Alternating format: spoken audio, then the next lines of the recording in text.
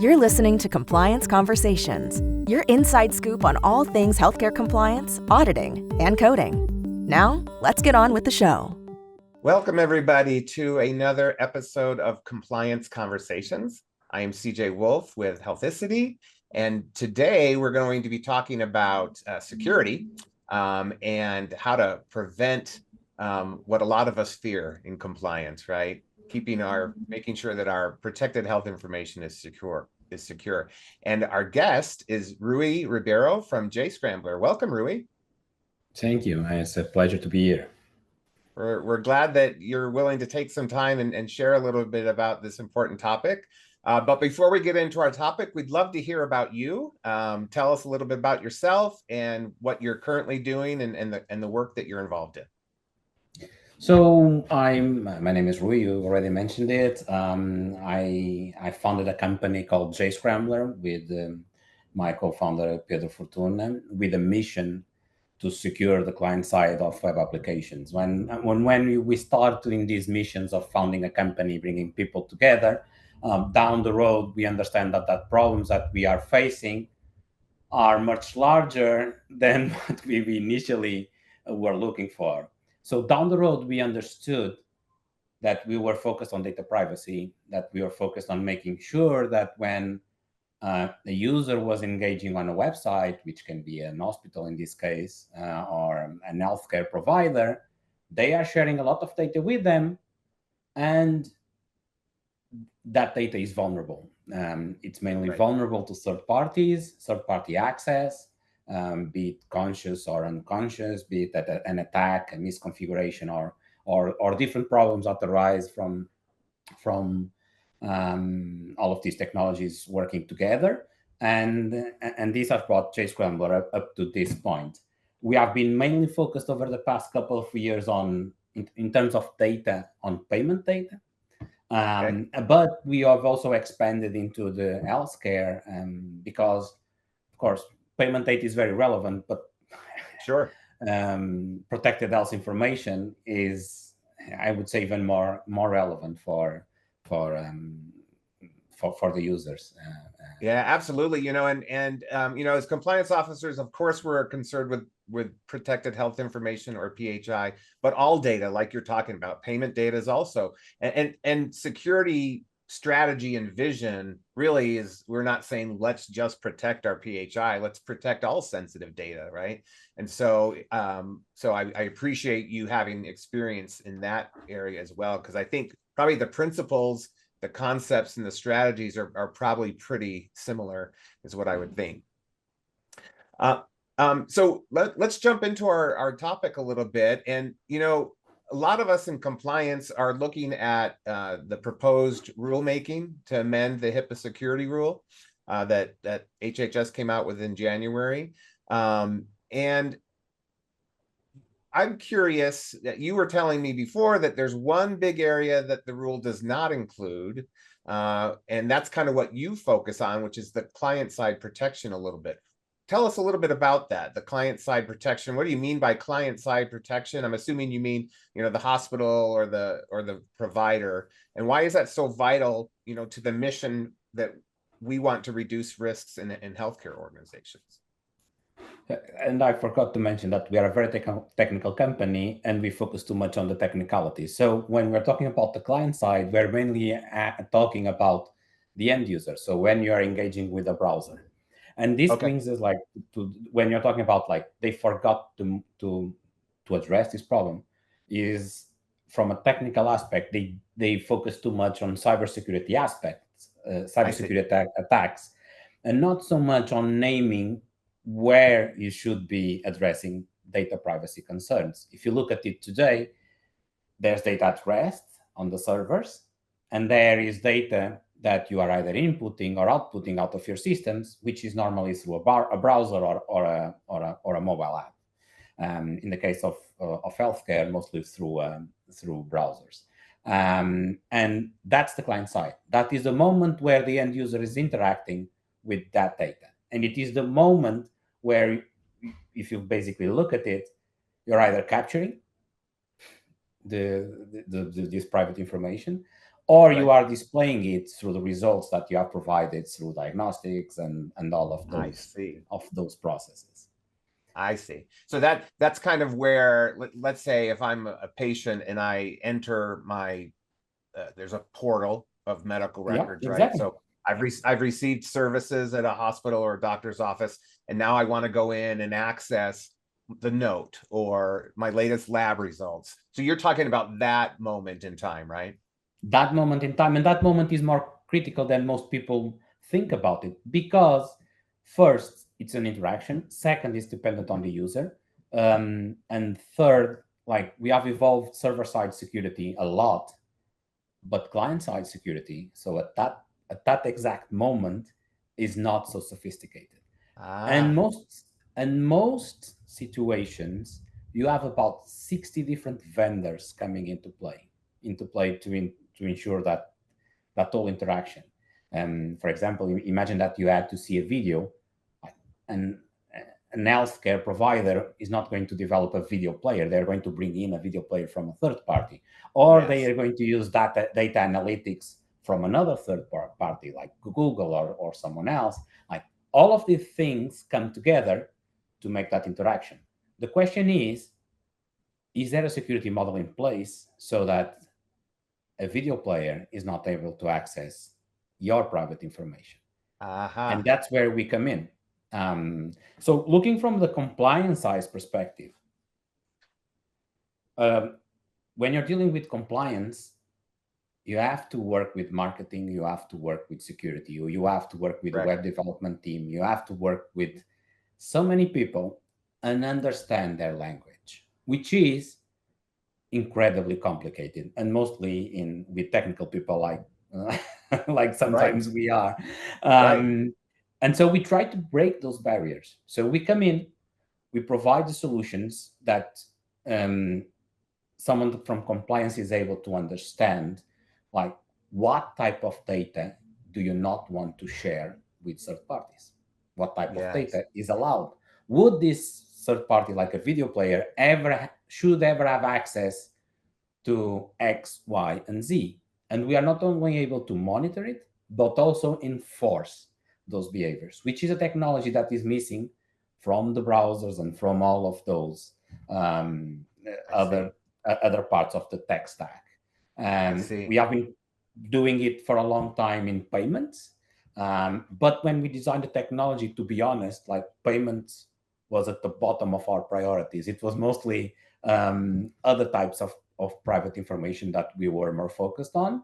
But since then, the needs have been increasing because of credit card scheming and all other types of attacks that are targeting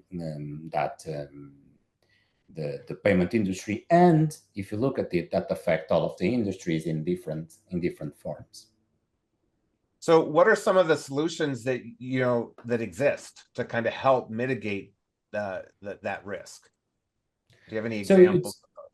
Yes, I think it's like there is technologies that are already in place, even for the browser, for example, content security policy. So which vendors are allowed to be here?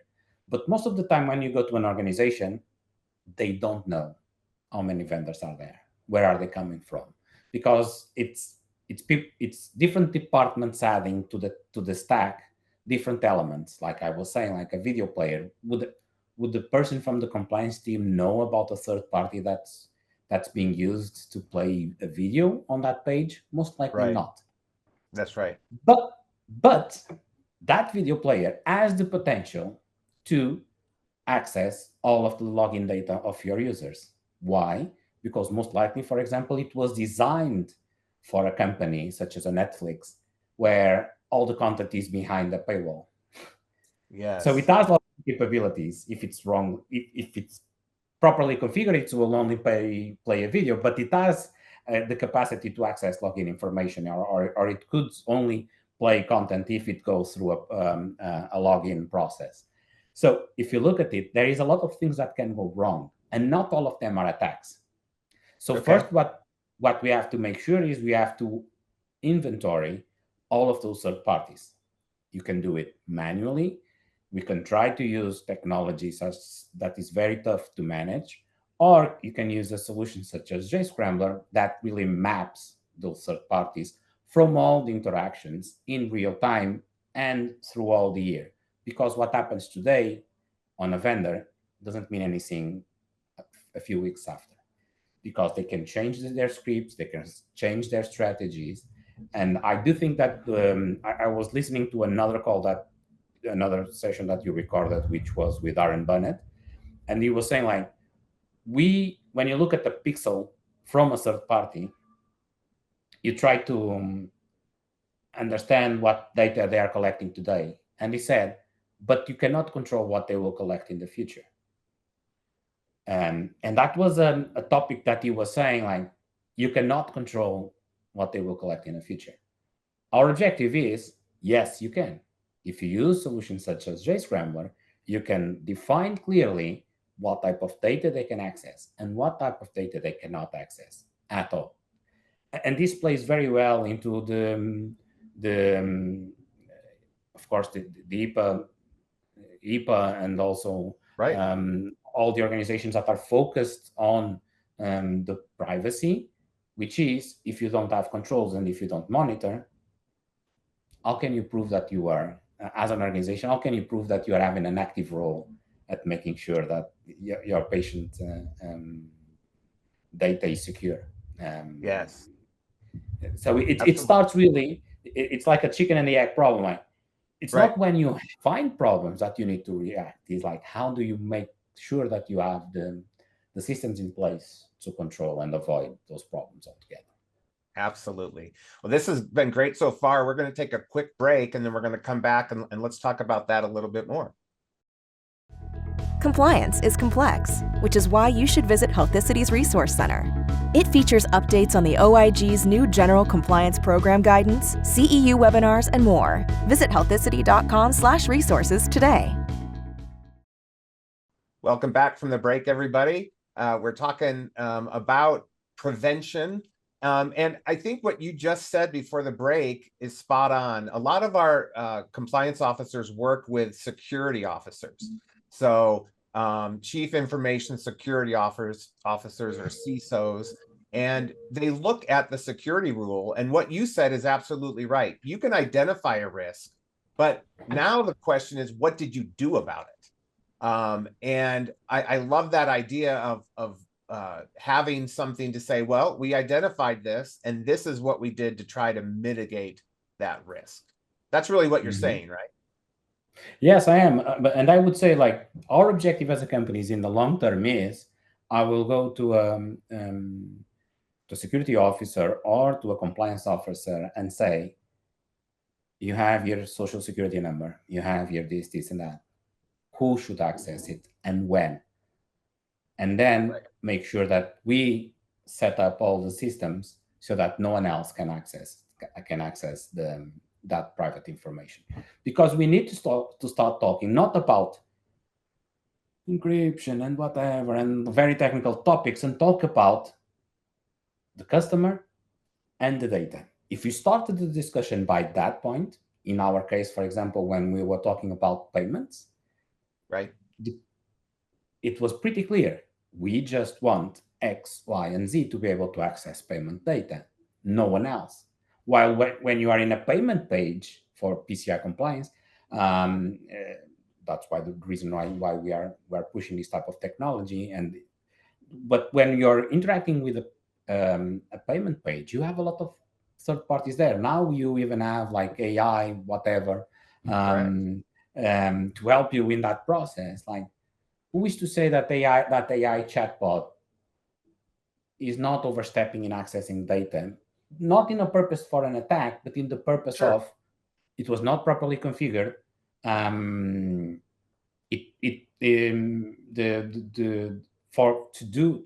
give him context, to give good answers, some companies might think, okay, it's important that they know which page they are looking at and what's the context of that page. It recently happened, or a few years back, that Pixel, Google Pixel or Facebook Pixel, was everywhere on websites, even on healthcare hospitals, and they were leaking loads of information about individuals such as you and me. And when we were appointing some periodic cancer screening part of the process of our day-to-day lives, they would infer that we had an interest in cancer. The companies, and then they would sell that information to even other third parties. Right. And since then, I know that things have evolved a lot, but to be honest, they have only tried to solve this problem by limiting a little bit the access to this type of information. The question should be in a different way, which is like, it's not the vendors, it's the healthcare groups that need to have control of this. It's not Google, it's not Facebook that needs to decide which data they want to share. Exactly, because it's the healthcare organization's data, it's their reputation, it's their patients. So are there certain areas that you think healthcare organizations might not be addressing? Any examples of those? Or are they missing the mark? Like, I think that most of them, if you ask any of these compliance teams that are working hard on this, how many vendors or which vendors you guys have on your webpage, they won't be able to answer that question. If they're not even able to answer who, then what they are doing is not an answer that they are going to be able to reach. To do that, they're going to have to ask a lot of teams. And the problem is, if they ask today, they will get one answer. If they ask in 5 months, they will get a different answer. Because most of these teams, they have several objectives. And I would believe, for example, the marketing team is under a lot of pressure to bring additional customers, to bring additional people to the website. And some vendors tells them, I'm going to give you the best exposure ever. And the guys that come to our website, they are going to convert, like in 10, one is going to convert. I assure you, they're going to put that on the website. And then the security team might notice it and say, oh, that shouldn't be. And we kind of we'll be brokeraging all of these interests together, because we end up helping everyone in the process. We help the compliance team because then they have the control, they have the visibility. We help the security team because we are monitoring all these third parties. They are able to say, okay, it's okay for you to use this vendor. We are constantly monitoring every session. And the marketing team, they can adopt other tools such as AI tooling and all of that, because they know that they have the controls in place and they have the approval from all of them. Going back to that same scenario that on that other meeting, he said most of the time the marketing and web teams work together, but they leave out the security guys and they leave out the compliance guys out of these meetings. Right. We don't want that. We want them to all be part of that decision. Yeah. Because it's public facing. Then experience has shown that the liability is a very big risk, and you will lose customers and you will have a huge impact for the organization. Yeah. You mentioned before that you worked a lot kind of on the payment side. Can HIPAA and can we learn anything from what you've experienced from PCI and anti-skimming kind of requirements and those sorts of things? Tell us a little bit about what you've learned there, and can it apply or can we apply some of those lessons? I think that there is a direct application. Like PCI was very brave, and the organization was very brave to point out that when you're paying something on a web page, you need to, the payment pages as a type of profile that has a very important type of data, which is used for fraud, which is a credit card and payment data. And they clearly stated, you guys need to have control over these third parties. This is, I'm oversimplifying, and the PCI people are going to, and I'm part of that whole process, but I'm trying to simplify the message. But if you need to have control, you need to know who they are, and you need to make sure that you limit their reach. Okay? They came up also with suggestions on how you can do it, but basically the main idea is this one. This was very brave because up until a few years ago, people would say like the web part is of no importance.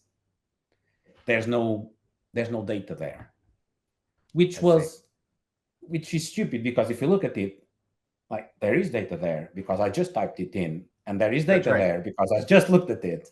So the data is there. While it is spread across all the users, if there is a method for you to be in every user, and there is, because you have all these third parties embedded into the page, it's not just under your control, the company's control, because all of these third parties are there, then there is a method for you to access all the end users, all of the users' data, by them accessing their own data. So they were very brave to spot that and to put that in a requirement for all the companies that accept payments to implement. And this has led to an industry maturing. And for example, today, I don't think you will be able to do a vacation without us, JScrambler, being in the background, helping to make sure that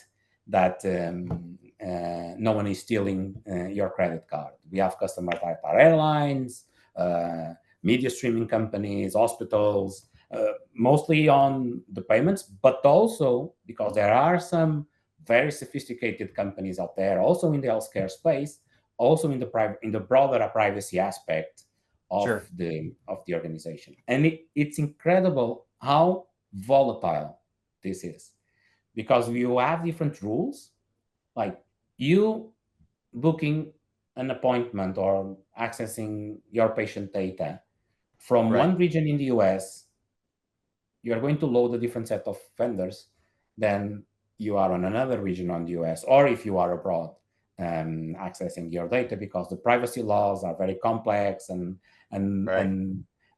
even changing a computer or changing from computer to mobile, it's incredibly volatile. And that's why it's a big challenge for compliance teams, because even if they look at the snapshot, they are not seeing not even the tip of the iceberg. They're just seeing that there's something out there that they should be worried about. Right.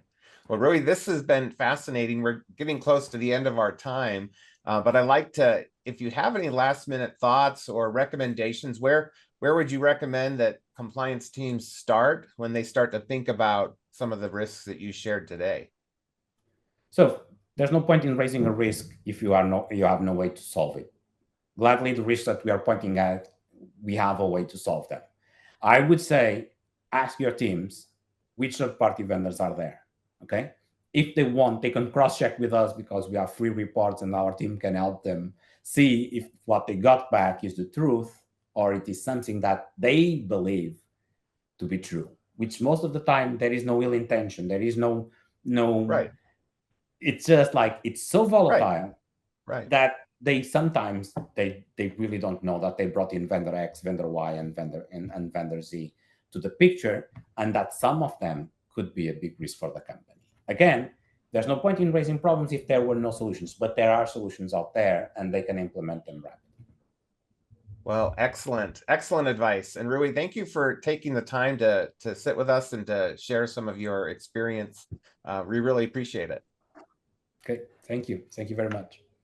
And thank you to all our listeners for listening to another episode. As usual, if you know of other experts or topics that you want to hear about or hear from, please let us know. And until next time, take care, everyone.